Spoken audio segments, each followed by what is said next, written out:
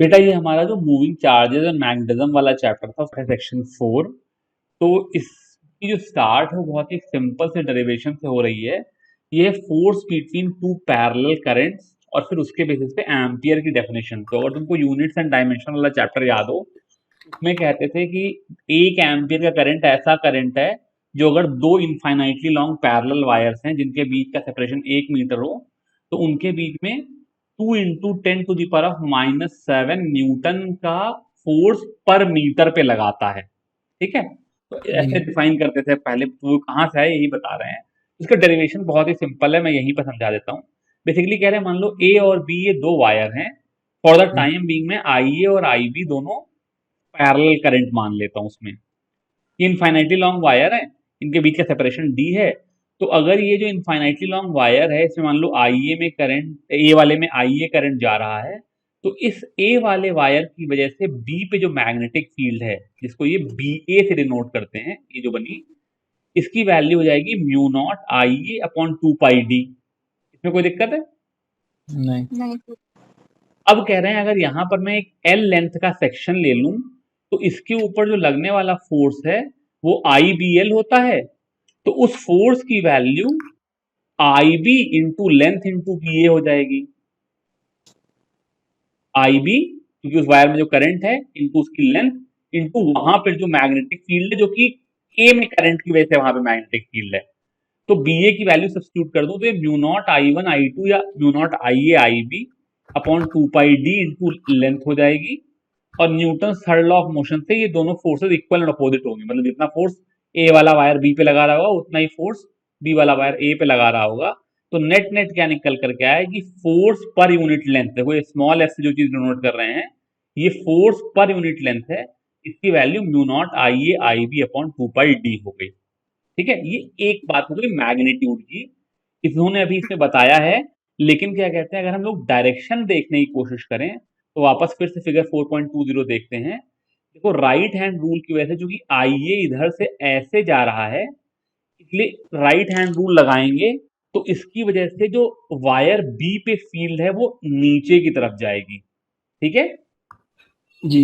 ये बी का डायमेंशन होगा। अब हम लोग कह रहे थे आई एल क्रॉस बी में एल वेक्टर का डायरेक्शन ले लेते हैं अलोंग द करंट। तो ये जो डायरेक्शन है ये एल का डायरेक्शन होगा जिधर करंट जा रहा है ऊपर की तरफ। और अब एल क्रॉस बी देखें तो अंदर की तरफ होगा, यानी कि दोनों वायर में जब पैरेलल करंट फ्लो करेगा तो उनके बीच का फोर्स अट्रैक्टिव होगा। ठीक है, और अगर पैरेलल पे अट्रैक्टिव है तो दोनों में से कोई एक करंट पलट देंगे तो फोर्स का डायरेक्शन भी पलट जाएगा। तो इसका मतलब एंटी पैरेलल करंट अगर फ्लो करेगा तो रिपल्सिव फोर्स एक्ट करेगा। ठीक है, तो यहां से नेट नेट मेरी ये दो बातें निकल करके चली आई कि एक तो जब दो इनफाइनाइटली लॉन्ग वायर्स होते हैं तो अब जो इनफाइनाइटली लॉन्ग है इसलिए उनके ऊपर लगने वाला फोर्स नहीं बता सकते, पर फोर्स पर यूनिट लेंथ जो हो जाएगा वो mu naught I A I B upon 2 pi D होगा। और उस फोर्स पर यूनिट लेंथ जो होगा वो अट्रैक्टिव होगा अगर दोनों में करंट सेम डायरेक्शन में जा रहे हैं। तो parallel currents attract and anti parallel currents repel. ये दो बातें आ गई। ठीक है, अब अगर देख लेते हैं जो एम्पियर का डेफिनेशन थी वो कहां से निकल के आई। तो अगर मैं force per unit length small F को mu naught I A I B upon 2 pi D कहूं, तो अगर आई ए और आई बी दोनों 1 एम्पियर और 1 एम्पियर हैं और डी की वैल्यू 1 मीटर है, तो फोर्स की value mu naught upon 2 pi हो जाएगी। अब मैंने तुमको पिछली क्लास में बताया था कि म्यू नॉट की वैल्यू 4 पाई इंटू 10⁻⁻7 होती है, और अपॉन 2 पाई करेंगे तो ये 2 × 10⁻⁻7 न्यूटन पर मीटर आ जाता है। ठीक है, जो हम लोगों ने यूनिट्स एंड मेजरमेंट्स में पढ़ रखा था। इस तरीके से हम लोगों ने एम्पेयर को डिफाइन किया। और फिर चूंकि 1 ampere is equal to 1 coulomb per second, तो इसको टाइम से मल्टीप्लाई कर ले तो 1 coulomb will be equal to 1 ampere into second. ठीक है, तो वहां से कूलम डिफाइन हो जाएगा जो कि चार्ज की यूनिट है। ठीक है, अब उसके बाद इन्होंने ये एक छोटा सा एक्सपेरिमेंट किया है जिसके बेसिस पे एक हल्के से कम्पिटिटिव एग्जाम में सवाल आ जाते हैं। तो ये कह रहे हैं कि सपोज करो मेरे पास एक स्प्रिंग लगी हुई है जो मैंने लटका रखी है, और इस स्प्रिंग को उन्होंने क्या किया, मरकरी में डुबो दिया। मरकरी में से डुबो दिया क्योंकि अगर कोई कनेक्शन कर देंगे तो फिर तो स्प्रिंग फिक्स्ड हो जाएगी। मैं फिक्स नहीं रखना चाहता, उसको फ्री रखना चाहता हूँ। और फिर इसके दोनों एंड के बीच में अगर करंट फ्लो कराएंगे तो ये क्या पाते हैं कि स्प्रिंग कॉन्ट्रैक्ट कर जाती है। तो मान लो अगर तार कहीं जोड़ दिए होते तो क्या कहते हैं, कंप्रेस कॉन्ट्रैक्ट होती ना। यहाँ पर क्यों कॉन्ट्रैक्ट हो जाती है, क्योंकि जो वायर्स हैं वो आपस में एक दूसरे को हमेशा पैरेलल हैं, तो आपस में एक दूसरे को वायर्स अट्रैक्ट करेंगे, जिसकी वजह से स्प्रिंग की लेंथ कम हो जाती है। ठीक है ना। ये इन्होंने यहाँ पे एक एक्सपेरिमेंट से करा दिया, इसके ऊपर सवाल आ जाता है। उसके बाद जो एग्जांपल 4.10 है, ये बहुत सिंपल है। ये कह रहे हैं horizontal component of earth magnetic field at a certain places 3 into 10 to the power of minus Tesla.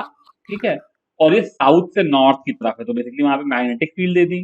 A very long straight conductors carrying a steady current 1 ampere, what is the force per unit length on it.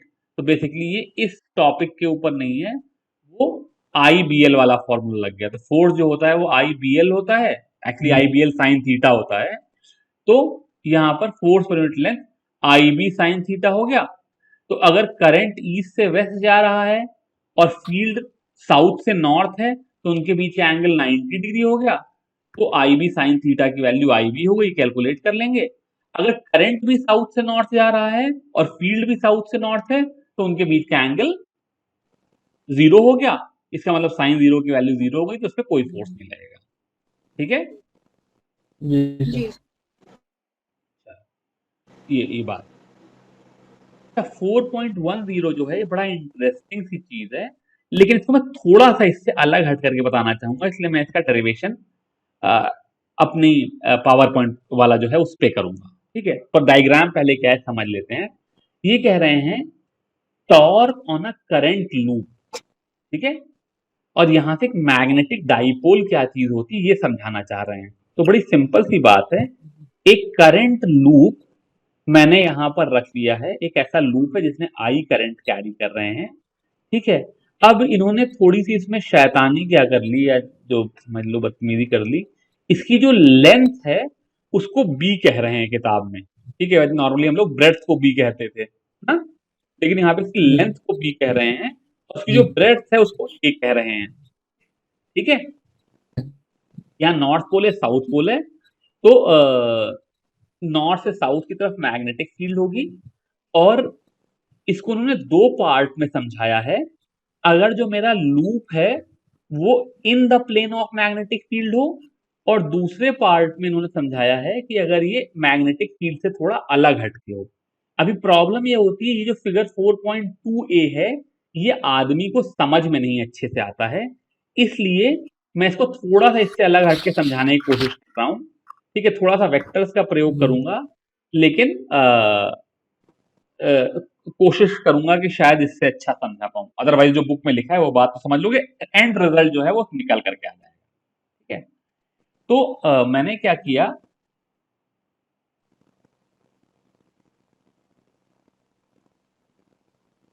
ये मेरा magnet का north pole है, ये south pole है, और मैं बना नहीं रहा हूं, लेकिन ये एक्स एक्सिस है। ठीक है, और ये वाई एक्सिस। ठीक है, तो बेसिकली अगर मैं यहां पर अपनी कोऑर्डिनेट एक्सिस जैसी बनाऊं, ठीक है, तो जो ये मैग्नेटिक फील्ड है वो बी आई कैप है। यहां तक कोई दिक्कत नहीं सर। ये मैंने बुक से थोड़ा अलग हट करके बताया है। ठीक है, अब जो करंट कैरिंग लूप है उसकी चार आर्म है। एक आर्म ए बी है, दूसरी आर्म बी सी है, एक सी डी है, और एक डी ए है या ए डी है, जो भी समझ लो। ठीक है, ये बाहर वाले हिस्से में तो कोई फोर्स लगेगा नहीं, कदम मान रहे हैं यहाँ पे मैग्नेटिक फील्ड है नहीं, थोड़ी होगी पर उसको नेग्लेक्ट कर दे रहे हैं। ठीक है, तो जो ए बी वाला वायर है उसको हम यहां पे क्रॉस से डिफाइन करेंगे। ये ए बी वाला वायर है, तो ये कहीं यहां रखा हुआ है। ठीक है, और जो सी डी वाला वायर है उसको मैं कहीं यहां पर डॉट से डिफाइन करूंगा। ठीक है, देखो मैंने क्या किया, बेसिकली मैं जहां ये बैटरी रखी है इस साइड से इस सर्किट को देख रहा हूं।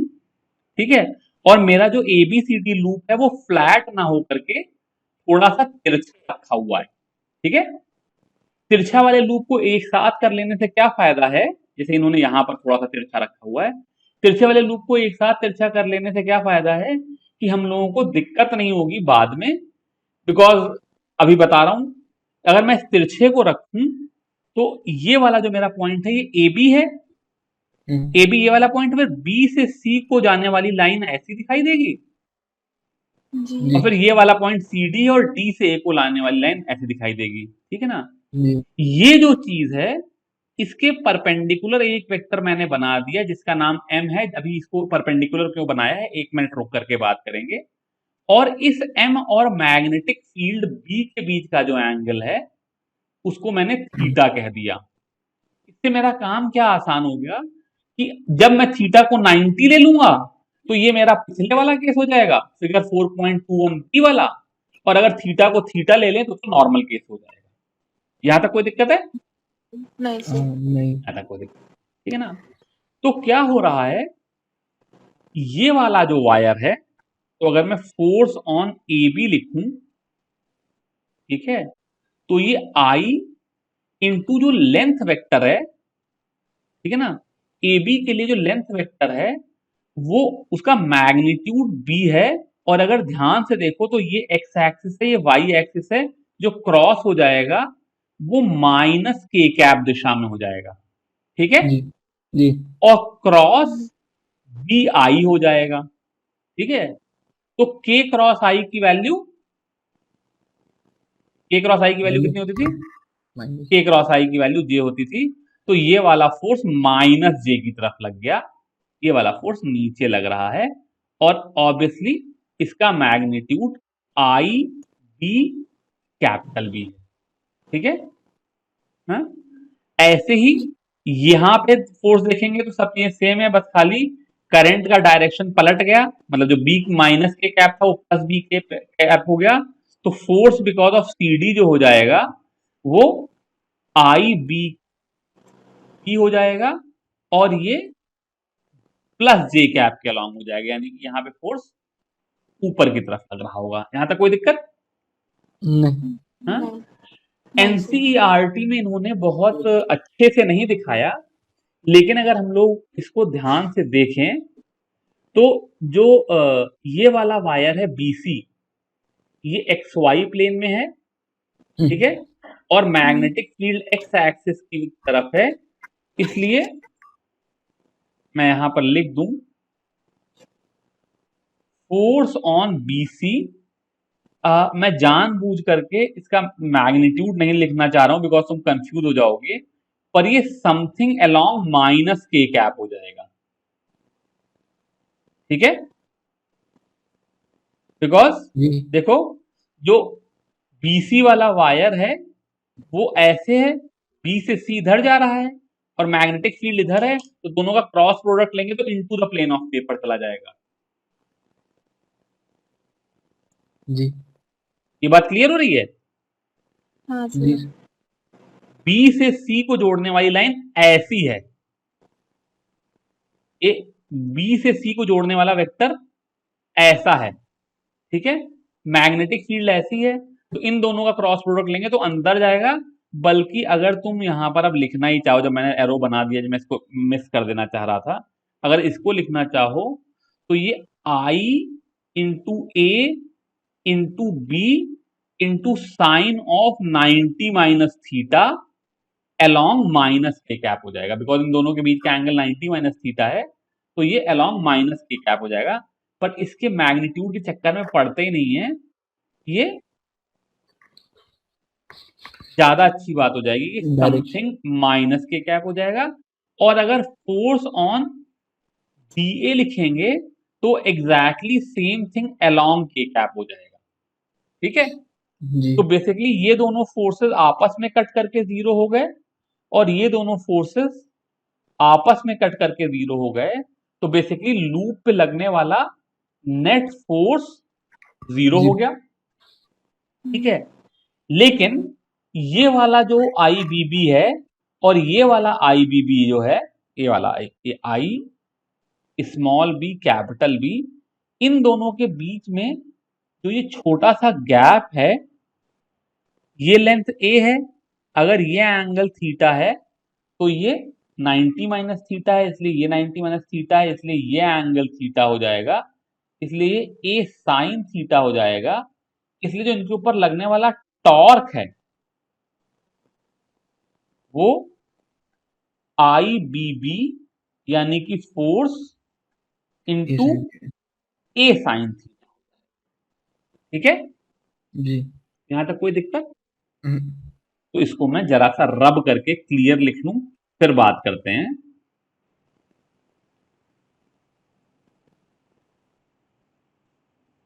सारा नहीं डिलीट कर सकता, नहीं ऊपर वाला फिगर भी डिलीट हो जाएगा।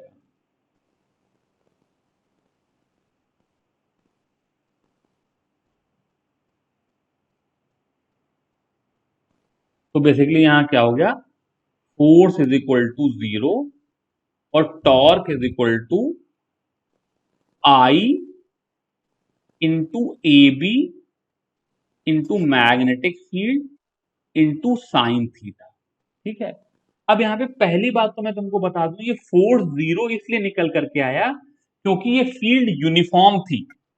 अगर ये फील्ड नॉन यूनिफॉर्म होती तो ऑब्वियसली जो इस पे लगने वाला फोर्स था और इस पे लगने वाला फोर्स सेम ना होता, बिकॉज दोनों की मैग्नेटिक फील्ड अलग होती, तो फोर्स 0 ना आता। तो मतलब करंट कैरिंग लूप अगर यूनिफॉर्म मैग्नेटिक फील्ड में रखा है तो उसके ऊपर फोर्स 0 है, नॉन यूनिफॉर्म में रखा है तो नॉन यूनिफॉर्म फील्ड में वो 0 नहीं भी हो सकता है। ठीक है, बिकॉज अलग अलग वायर पे जो लगने वाला फोर्स है वो इक्वल और अपोजिट नहीं होगा, वो अनइक्वल और अपोजिट हो जाएगा। ठीक है, जी। जी। तो लेकिन ये यूनिफॉर्म फील्ड है, इसलिए यहाँ पे फोर्स 0 हो गया। और टॉर्क की value current into area into B into sine theta हो गई।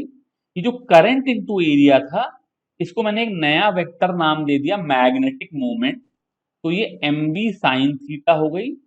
और देखो, अगर ये टॉर्क ऐसे लग रहा है कि इसको ऐसे टर्न कराए तो ये basically out of the plane of the paper है। ठीक है, राइट हैंड देखो out of the plane of the paper है, out of the plane of the screen है। ठीक है, इसलिए ये m क्रॉस b हो गया। एम बी साइन थीटा का मतलब ये वेक्टर टॉर्क जो हो गया वो m क्रॉस b हो गया। ठीक, यहां तक कोई दिक्कत? नहीं। तो अब वापस आ जाते हैं जहां पे एनसीईआरटी पढ़ाई कर रहे थे। तो ये सारी कहानी पढ़ करके हम लोग ये निकल करके आ गए कि बेसिकली अगर कोई करंट कैरिंग लूप है जिसका एरिया ए है और वो यूनिफॉर्म मैग्नेटिक फील्ड में रखा है, तो मैं करंट और एरिया को मल्टीप्लाई करूं तो मैं एक वेक्टर डिफाइन कर सकता हूं जिसका मैग्नीट्यूड आई इंटू ए है। और इसका डायरेक्शन जरा ध्यान से देख लेना बेटा, अगर मैं राइट हैंड रूल फिर से लगाऊं तो इधर से करंट अंदर घुस रहा है ए बी से और सी डी से वापस आ रहा है, इसका मतलब राइट हैंड रूल लगाऊं तो जो मेरा मैग्नेटिक मोमेंट है वो नीचे की तरफ है। ठीक है, तो मतलब जी। बेसिकली अगर कोई लूप हो जिसमें करंट ऐसे फ्लो कर रहा हो तो उसमें मैग्नेटिक मोमेंट अंदर की तरफ हो जाएगा। कोई लूप हो जिसमें करंट ऐसे फ्लो कर रहा हो तो राइट हैंड रूल की वजह से मैग्नेटिक मोमेंट बाहर की तरफ हो जाएगा। ठीक है, राइट हैंड रूल से मैग्नेटिक मोमेंट का डायरेक्शन ले लेंगे और उसका मैग्नीट्यूड आई इंटू ए हो गया। और एक बार ये वेक्टर मुझे मिल गया तो जिसके ऊपर लगने वाला टॉर्क है वो m क्रॉस b हो गया।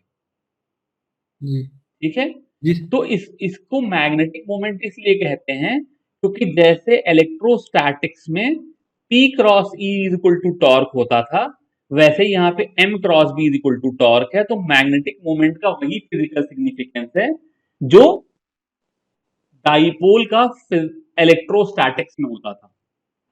ठीक है, जी। अगर तुम्हें याद हो तो वहां पर भी यही होता था कि यूनिफॉर्म इलेक्ट्रिक फील्ड में डाइपोल रखा होता था तो उसके ऊपर फोर्स 0 होता था 4-0 और होता है। टॉर्क पी क्रॉस ही होता था, और अगर नॉन यूनिफॉर्म फील्ड में होता था तो फोर्स 0 नहीं होता था। वैसे ही यहाँ पे अगर current carrying loop uniform field में रखा है तो उसके ऊपर फोर्स 0 होगा और टॉर्क एम क्रॉस भी होगा।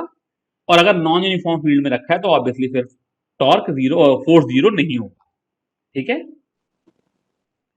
अब इन्होंने कहा कि अगर मान लो टॉर्क m क्रॉस b है तो यहां से क्या हो गया कि जब ये घूम करके m इधर आ जाएगा b की तरफ, मतलब मैं नीचे वाली चीजें रब कर दूं।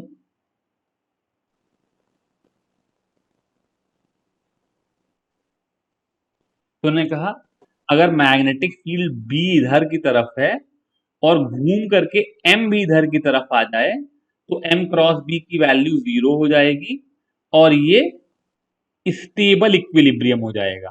बिकॉज अगर थोड़ा बहुत डिस्टर्ब करोगे तो वापस यहीं लौट करके आने की कोशिश करेगा।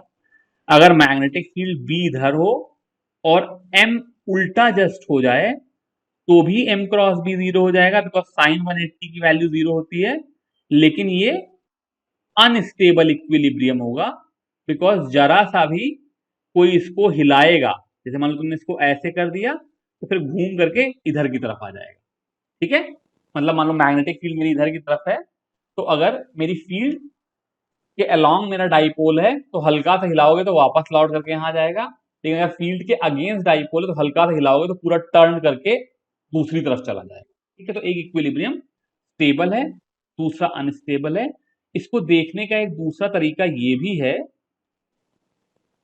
कि जैसे जब हमने पीछे टॉर्क को P क्रॉस E लिया था तो वहां से उसकी पोटेंशियल एनर्जी इंटीग्रेट करके माइनस पी डॉट ई आ गई थी।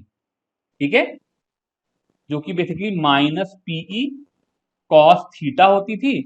इसलिए थीटा इज इक्वल टू 0 पे पोटेंशियल एनर्जी मिनिमम होती थी, थीटा इज इक्वल टू 180 पे पोटेंशियल एनर्जी मैक्सिमम होती थी। मैक्सिमम। इसलिए ये स्टेबल इक्विलिब्रियम होता था और ये अनस्टेबल इक्विलिब्रियम होता था। अब बिल्कुल सेम उसी लॉजिक से जैसे P क्रॉस E का इंटीग्रेशन करके माइनस पी डॉट ई आता था, वैसे अगर वेक्टर M और वेक्टर B के बीच के एंगल जब 90 डिग्री है, इसको अगर मैं डेटम ले लूं, जैसे वहां पर P और E को परपेंडिकुलर रखने को मैं डेटम लेता था, तो जो मेरी पोटेंशियल जो मेरा टॉर्क हो जाएगा वो M क्रॉस B हो जाएगा और मेरी जो पोटेंशियल एनर्जी हो जाएगी वो माइनस एम डॉट बी हो जाएगी। और उसी तरीके से ये थीटा इज इक्वल टू 0 पे मिनिमम होगी इसलिए स्टेबल हो जाएगी, और थीटा इज इक्वल टू 180 पे, थीटा इज इक्वल टू 0 पे इसकी वैल्यू माइनस एम बी हो जाएगी जो कि सबसे कम वैल्यू है, और थीटा इज इक्वल टू 180 पे माइनस ऑफ माइनस 180 यानी कि प्लस 180 हो जाएगी। यहाँ पे कॉस थीटा की वैल्यू माइनस 1 होगा इसलिए। ठीक है, तो ये अनस्टेबल हो जाएगी, मतलब प्लस 180 नहीं, क्या कह रहा हूं, मतलब प्लस एम बी हो जाएगी, इसलिए ये मैक्सिमम हो जाएगी। तो ये स्टेबल इक्विलिब्रियम और ये अनस्टेबल इक्विलिब्रियम आ गया। ठीक है, जी फिर उन्होंने यहाँ पर एक छोटी सी बात ये कह दी कि यार मैं बिना मतलब इसको आइए कह रहा हूं, लेकिन वास्तव में कोई जरूरी तो है नहीं कि मेरे लूप में खाली एक ही टर्न हो। अगर मान जी लो उस लूप पे n टर्न हो जाएंगे तो हर टर्न पे उतना ही टॉर्क लगेगा। तो बेसिकली मेरा जो मैग्नेटिक मोमेंट हो जाएगा वो NIA हो जाएगा, टॉर्क NIA इंटू बी हो जाएगा। ठीक है, तो मेरा मैग्नेटिक मोमेंट क्या हो गया, number of turns into current into area हो गया। ठीक है, जी सर। इसके बेसिस पे इन्होंने एग्जाम्पल 4.11 कर लिया है, ज्यादा परेशानी वाली बात नहीं है। 100 टर्न है, ठीक है, एक सर्कुलर कॉइल है जिसका रेडियस 10 सेंटीमीटर है, तो बेसिकली पाई आर स्क्वायर से एरिया आ गया, और करंट जी 3.2 एम्पियर है, तो बेसिकली यहां से इसका मैग्नेटिक मोमेंट आ गया। ठीक है, जी जी अब सर। पहला सवाल पूछा है what is the field at the centre of the coil. तो ये पिछले वाले टॉपिक से है। सेंटर ऑफ द कॉइल पे जो फील्ड होती थी वो, इसको रब कर दूं,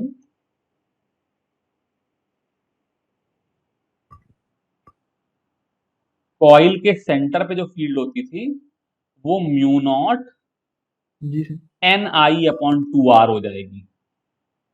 ठीक है ना, mu naught I by 2 R होती थी एक लूप की वजह से, तो अगर एन लूप है तो mu naught N I upon 2 R हो जाएगी।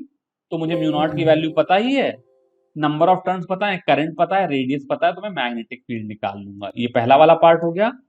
ठीक है, जो कि इन्होंने ये लिख दिया mu naught N I by 2 are.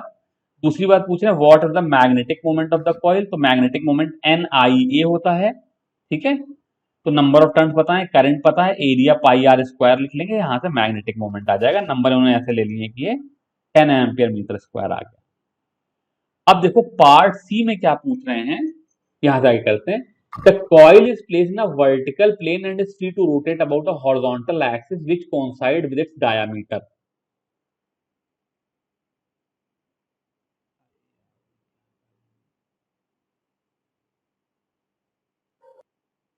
ये जो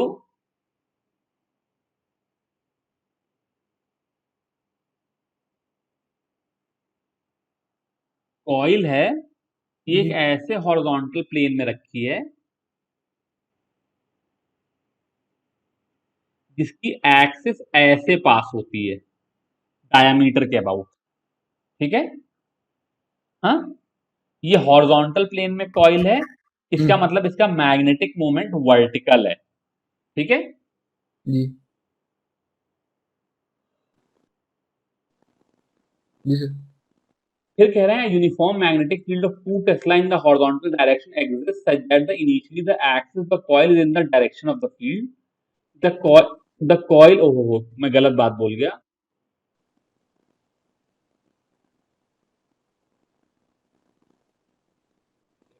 परेशान हो गया, मैं गलत बात बोल गया, इसलिए मैं इसको दोबारा कहना चाहूंगा। ये कह रहे हैं कि जो कॉइल है ये वर्टिकल प्लेन में इस तरीके से रखी है कि जो इसकी हॉरिजॉन्टल एक्सिस है वो डायमीटर के साथ कोइंसाइड करती है। तो भाई देखो मैंने कॉइल बना दी, इसकी जो हॉरिजॉन्टल एक्सिस थी वो डायमीटर के साथ कोइंसाइड कर रही है। अब कह रहे हैं uniform magnetic field of 2 Tesla in the horizontal direction exist such that initially the axis of the coil is in the direction of the field. तो बेसिकली यहां पर सपोज करो ऐसे एक मैग्नेटिक फील्ड अंदर की तरफ जा रही है और मैग्नेटिक मोमेंट भी इसी दिशा में, बिकॉज मैग्नेटिक मोमेंट तो अलोंग द एक्सिस हो जाएगा। तो इनिशियली एम और बी के बीच का जो एंगल है, इनिशियली जो वेक्टर एम और वेक्टर बी के बीच का जो एंगल है वो 0 डिग्री है। ठीक है, जी अब ये कह रहे हैं the coil rotates to an angle of 90 degree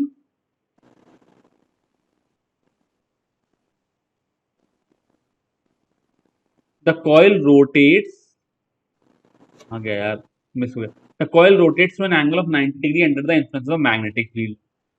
ठीक है, तो बेसिकली फाइनली क्या हुआ, जो एम और बी के बीच का एंगल हो गया वो 90 डिग्री हो गया, बिकॉज फील्ड तो अपनी जगह पे रही लेकिन जो कॉइल थी वो 90 डिग्री से रोटेट कर गई। ठीक है, अब ये पूछ रहे हैं what are the magnitudes of torque on the coil in initial and final position.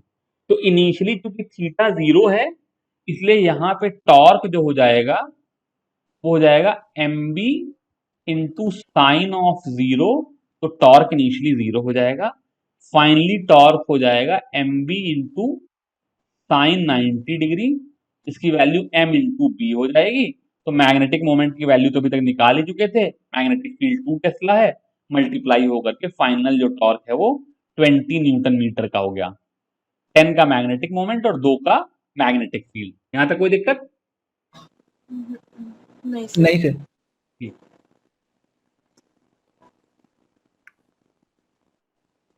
अरे बाप रे बाप, अब ये जो क्या हुआ? तीसरा पार्ट है, मतलब चौथा नहीं पार्ट सर। है, ये चौथा पार्ट है थोड़ा सा गड़बड़ हो गया। कोई बात नहीं, पहले बता देता हूँ क्यों गड़बड़ हो गया फिर बताता हूँ क्या हो रहा है। ये कह रहे हैं what is the angular speed acquired by the coil when it has rotated bye 90 degree. ठीक है, तो इस पूरे सवाल को बनाने में इनसे गड़बड़ क्या हो गई कि अगर मान लो एम और बी जब पैरेलल होते हैं तो स्टेबल इक्विलिब्रियम में वो, तो पैरेलल से 90 डिग्री पे वो कभी जाएंगे नहीं अपने आप। ठीक है ना, ये बात समझ रहे हो? जैसे मान लो मेरी पेन है, इसको ऐसे लटकाया हूं तो ये स्टेबल है, तो यहां से उठ करके अपने आप कभी ऊपर जाएगी ना, नहीं ये सर। हमेशा लौट करके स्टेबल इक्विलिब्रियम पे आएगी, वहां लौट के आना चाहेगी जहां पे इसके ऊपर लगने वाला टॉर्क 0 हो जा रहा हो। ठीक है, तो बेसिकली इन्होंने जरा सा सवाल में गड़बड़ कर दिया, ढंग से इनको इस वाले को इनिशियल और इस वाले को फाइनल कहना चाहिए था, बिकॉज शुरू में अगर कोई चीज 90 डिग्री पे होगी तो उसके ऊपर टॉर्क लग रहा होगा और टॉर्क लग करके उसको इनिशियल वो मतलब स्टेबल इक्विलिब्रियम पे लाना चाहेगा। तो अगर मैं इसको पूरे को डिलीट कर दूं और इस फिगर को दोबारा से बनाऊं, तो बेसिकली मैंने थोड़ा सा अपने सवाल को चेंज कर दिया ताकि मेरा आंसर प्रैक्टिकली करेक्ट हो।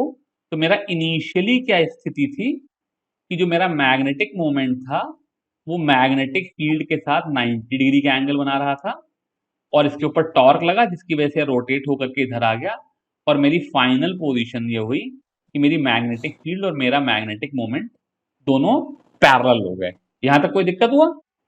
नहीं सर। अब अगर हम लोग थोड़ी सी मैथमेटिक्स कर लें तो tau is equal to I alpha होता है। जरा सा मैथमेटिक्स करके, ये काइनेमेटिक्स आ गई बेटा, अल्फा को हम लोग omega D omega by D theta लिख सकते हैं, जी ठीक है। तो इधर यहां से जा करके टाउ डी थीटा का इंटीग्रेशन जो हो जाएगा वो आई ओमेगा डी ओमेगा हो जाएगा, दोनों तरफ इंटीग्रेट कर सकते हैं। हालांकि मुझे ये सब करने की कोई आवश्यकता नहीं थी, मैं इसको ज्यादा अकलमंदी से कर सकता था, पर उन्होंने बुक में ऐसा लिखा है इसलिए मैंने तुमको ये तरीका बता दिया। ज्यादा अकलमंदी वाला तरीका मैं तुमको बताता हूँ, वो ज्यादा अच्छा है।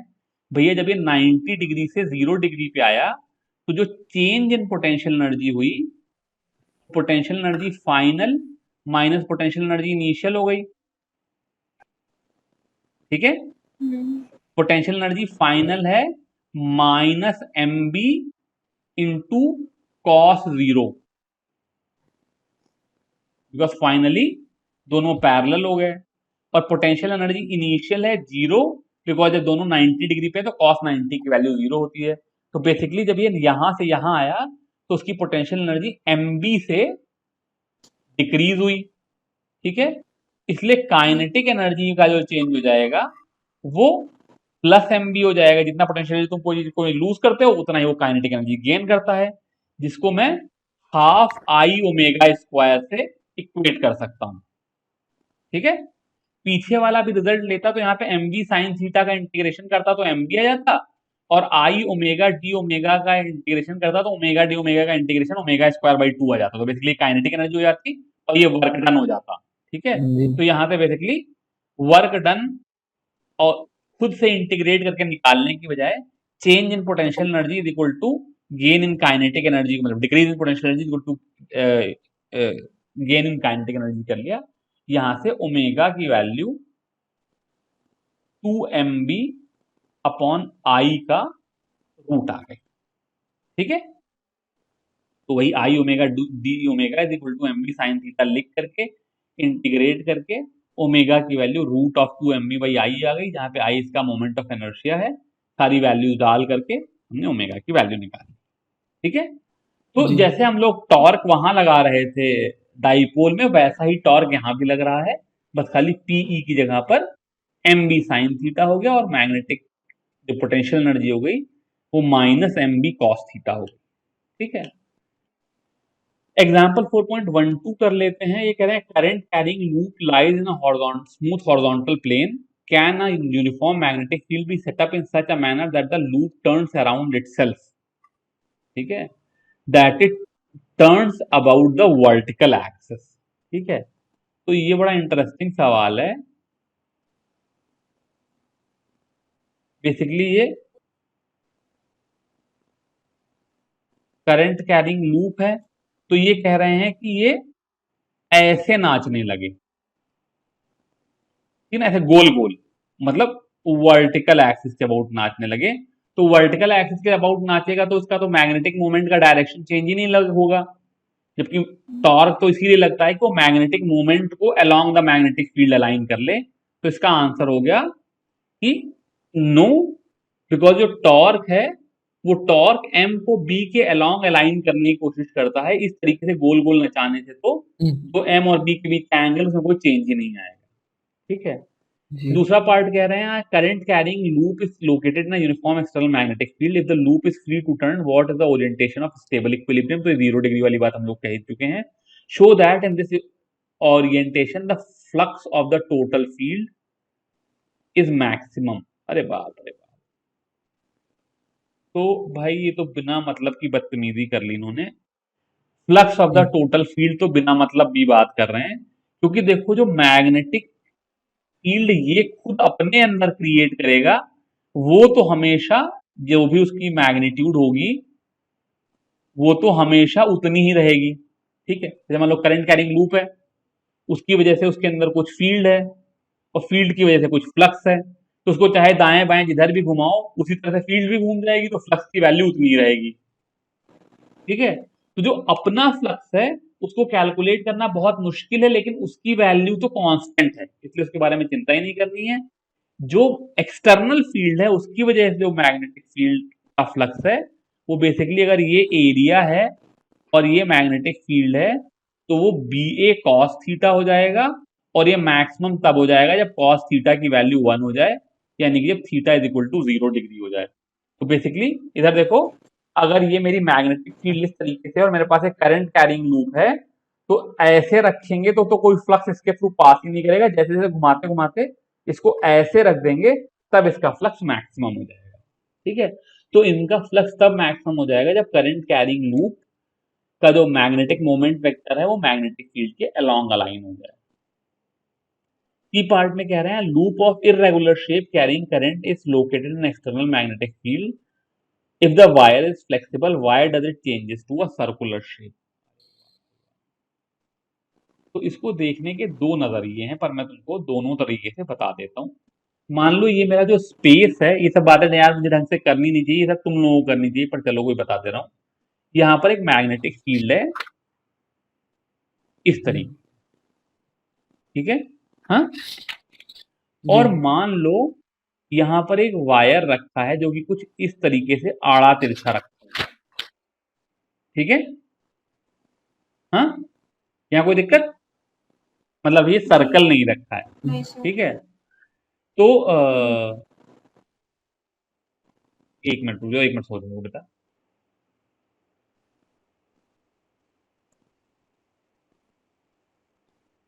इसमें मान लो ऐसे करंट फ्लो कर रहा है। ठीक है, ठीक है, जी हाँ ना यार, कुछ बोलो तो। ठीक है, बोलना तो क्या होगा कि अगर मान लो मैं इस लूप के किसी एक टुकड़े को लूं, मान लो ये वाला टुकड़ा लूं, तो करंट ऐसे जा रहा है, मैग्नेटिक फील्ड बाहर है, तो आई डीएल क्रॉस बी की दिशा इधर की तरफ होगी। देखो, करंट इधर जा रहा है, मैग्नेटिक फील्ड ऊपर है, तो आई एल क्रॉस बी की दिशा इधर की तरफ होगी। ऐसे ही इस वाले वायर को देखूं, तो करंट ऊपर जा रहा है, मैग्नेटिक फील्ड बाहर है, तो इसके ऊपर लगने वाला फोर्स इस डायरेक्शन में होगा, इस वाले टुकड़े पे ये वाला फोर्स इस डायरेक्शन में होगा, इस वाले टुकड़े पे फोर्स इस डायरेक्शन में होगा। तो ये सारे फोर्सेस इस वायर को बाहर की तरफ खींचेंगे, और अगर सब लोग बाहर की तरफ खींच रहे हैं तो अल्टीमेटली क्या हो जाएगा कि ये सर्कल बन जाएगा। ये तो इसको देखने का एक तरीका है। ठीक है, अब इसको जी सर। देखने का दूसरा तरीका क्या है कि देखो, जो इसका मैग्नेटिक मोमेंट है, जिस तरीके से मैंने डायरेक्शन लिया और वो बहुत इंपॉर्टेंट है, अगर ये डायरेक्शन है तो इसका मैग्नेटिक मोमेंट एम भी बाहर की तरफ रखा निकला हुआ है। ठीक है, तो जिसकी पोटेंशियल एनर्जी यू है वो माइनस एम डॉट बी है, जो कि एक्चुअली माइनस एम बी है, बिकॉज कॉस थीटा की वैल्यू तो 1 हो गई। ठीक है, अब दुनिया में सब चीजें क्या कोशिश करती है कि अपनी पोटेंशियल एनर्जी क्या कर ले, पोटेंशियल एनर्जी मिनिमाइज कर लें। तो मैग्नेटिक फील्ड तो बी कांस्टेंट है, तो ये अपना एरिया जितना बढ़ाएगा उतना ही इसका मैग्नेटिक मोमेंट बढ़ता जाएगा, और उसकी वजह से पोटेंशियल एनर्जी कम से कम होती जाएगी। ये बात समझ में आ रही है कि नहीं? अगर सर मैं एक बार एम, अगर मैं एरिया बढ़ा लूं किसी तरीके से, तो मेरा मैग्नेटिक मोमेंट बढ़ जाएगा, इसलिए मेरी पोटेंशियल एनर्जी कम हो जाएगी। ठीक है, अब जी। अगर कोई भी रैंडम से शेप का कोई गिवन पेरीमीटर का वायर रखा हुआ है, तो मैक्सिमम एरिया सर्कल का होता है।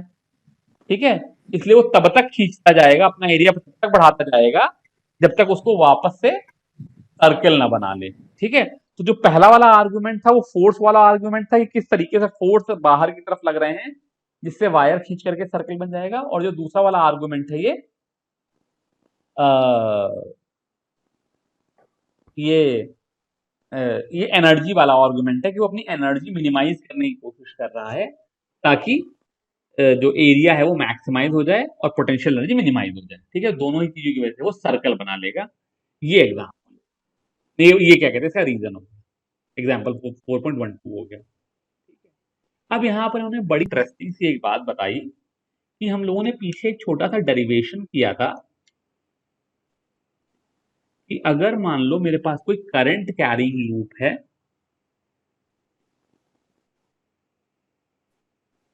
जिसका रेडियस r है और एक्सिस से x दूरी पर मैग्नेटिक फील्ड देखूं तो कुछ ऐसा रिजल्ट आ गया था, B is equal to mu naught I R square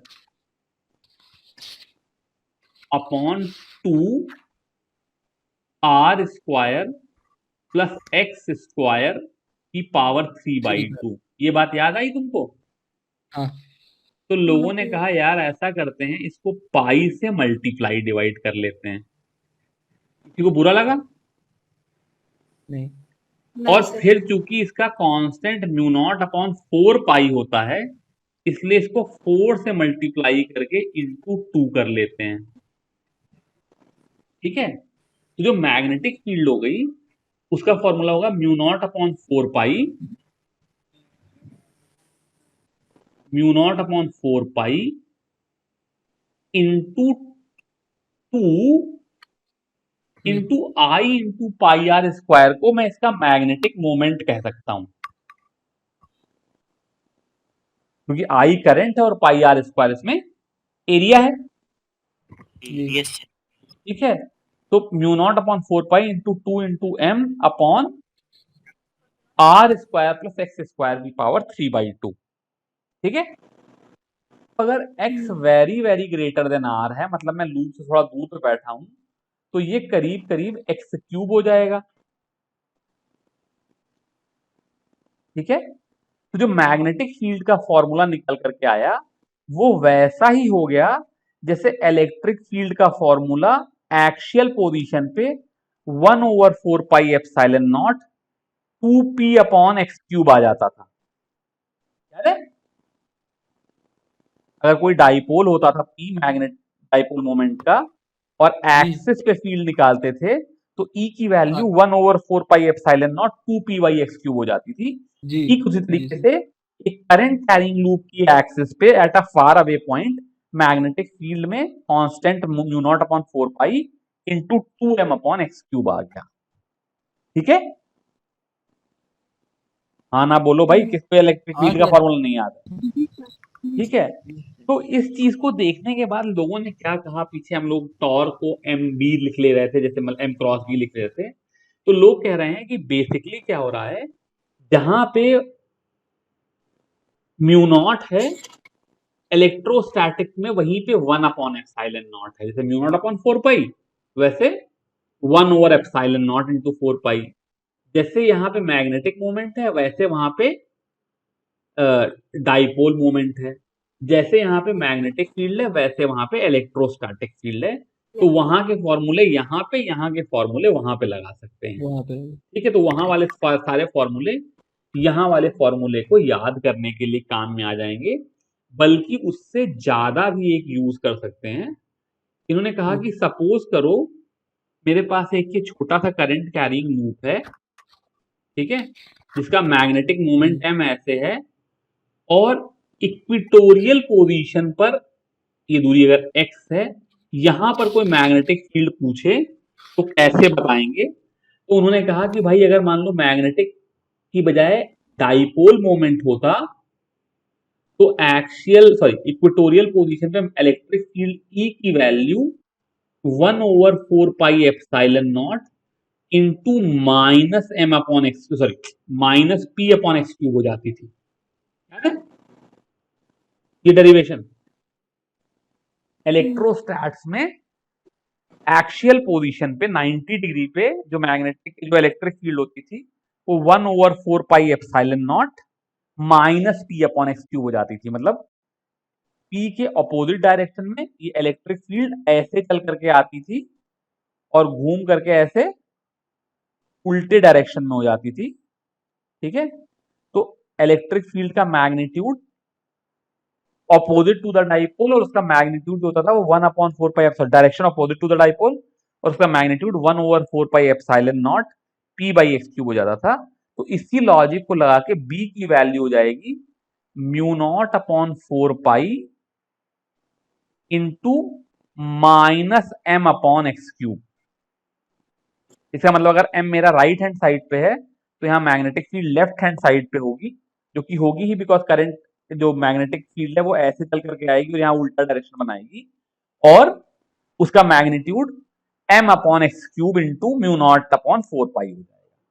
ठीक है, तो ये मैंने इलेक्ट्रिक और मैग्नेटिक फील्ड वाले कंसेप्ट को आपस में जोड़ करके बिना डेरिवेशन किए ये फॉर्मूला निकाले। बिकॉज डेरिवेशन करके ये फॉर्मूला निकालना बहुत मुश्किल है, लेकिन बिना डेरिवेशन के लिए फॉर्मूला निकाल लिया कि एक्सियल पोजीशन पे फील्ड μ0/4 इंटू 2m/x³ और इक्वेटोरियल पोजीशन पे फील्ड μ0/4 इंटू, इन्होंने माइनस साइन नहीं लगाया, m/x³, लेकिन इसका डायरेक्शन उल्टी तरफ हो जाएगा।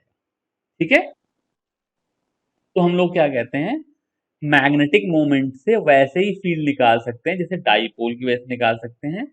अब इन्होंने कहा कि हम लोग भले ही मैग्नेटिक मोमेंट को एक मैग्नेटिक डाइपोल की तरह से देख रहे हैं, पर यहाँ पर ये बात क्लियर कर देना चाहते हैं कि जैसे वहां पे इंडिविजुअल चार्जेस होते थे, ऐसे यहाँ पे कोई मैग्नेटिक मोनोपोल नहीं होते हैं। ठीक है ना, तो हमेशा ये जो करंट कैरिंग लूप है ये हमेशा मैग्नेटिक डाइपोल की तरह से बिहेव करता है। ऐसा कोई पॉइंट चार्ज जैसी चीज होती है, ऐसी कोई चीज यहाँ पर नहीं होती है। ठीक है,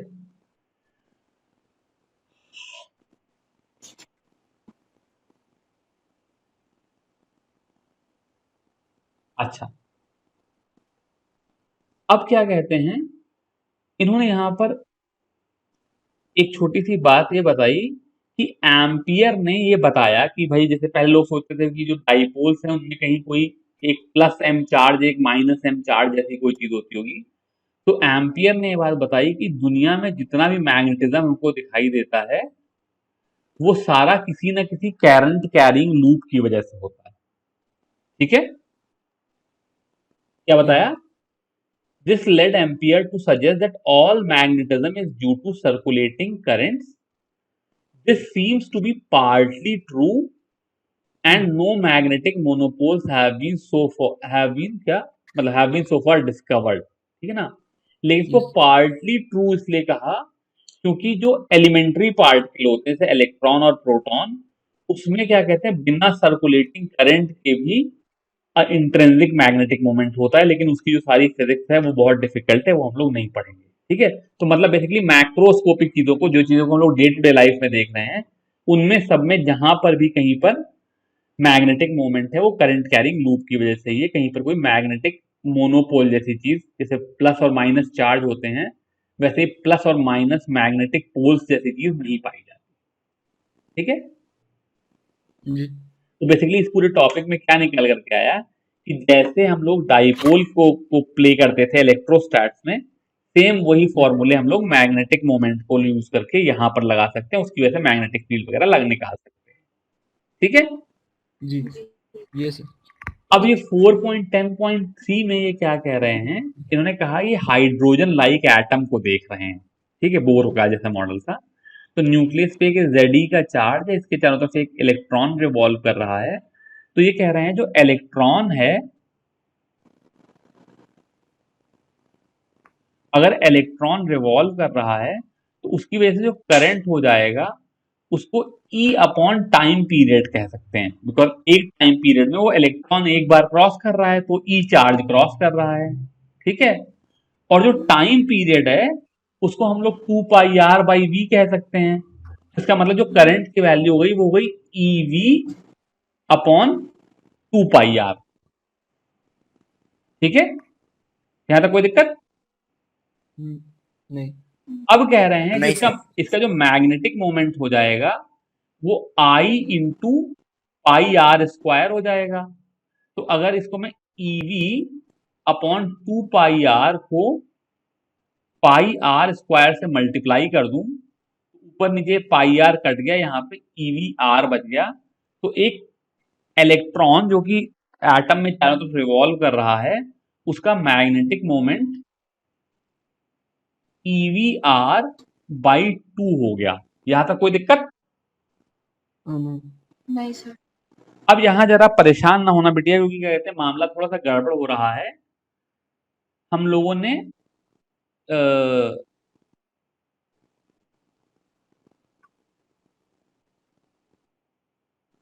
मास की हम लोग बात करने जा रहे हैं, और चूंकि मास के लिए भी हम लोग m टर्म यूज करते हैं, इसलिए थोड़ा सा गेम चेंज किया।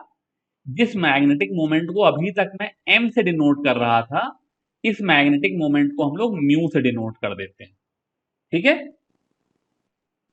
ताकि वो बच्चे आपस में कंफ्यूज ना हो जाए। हालांकि बहुत ही कंफ्यूजिंग, बच्चे किताब पढ़ करके परेशान हो जाते हैं, पर ये कोई अलग चीज नहीं थी।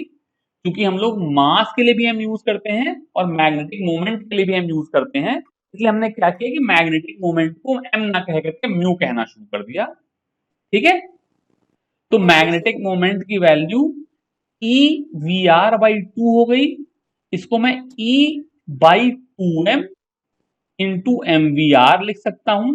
और ये जो एम वी आर है, ये बोर ने कह दिया था इसकी वैल्यू NH अपॉन 2 पाई है, इसलिए E by 2m into NH upon 2 pi हो गया।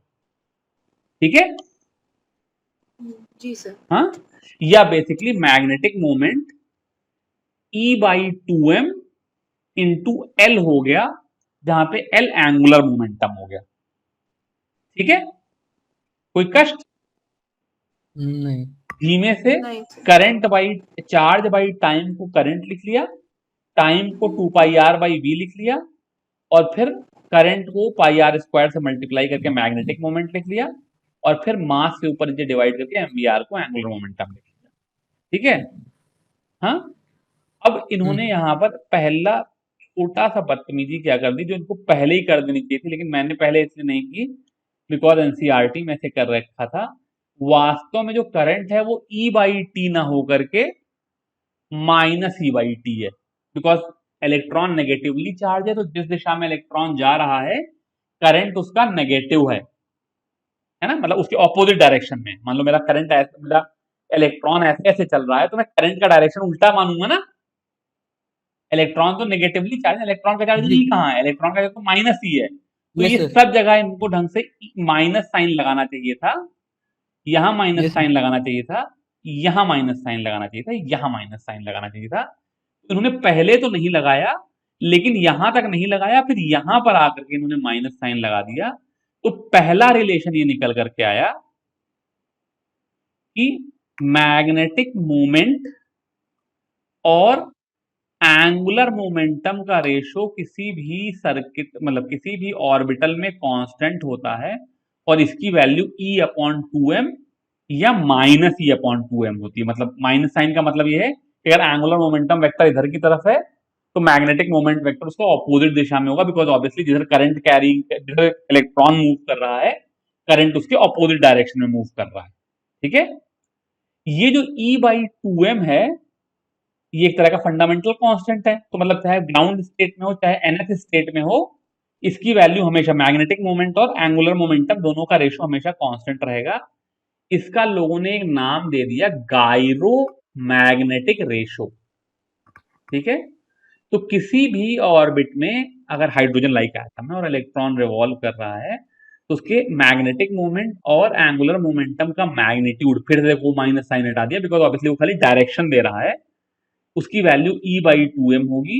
और ई का वैल्यू डाल दी, मास ऑफ इलेक्ट्रॉन डाल दिया, तो इसकी value 8.8 into 10⁻10 coulomb per metre आ गई। इसका नाम गायरोमैग्नेटिक रेशो कहते हैं। ये एक बात हो गई।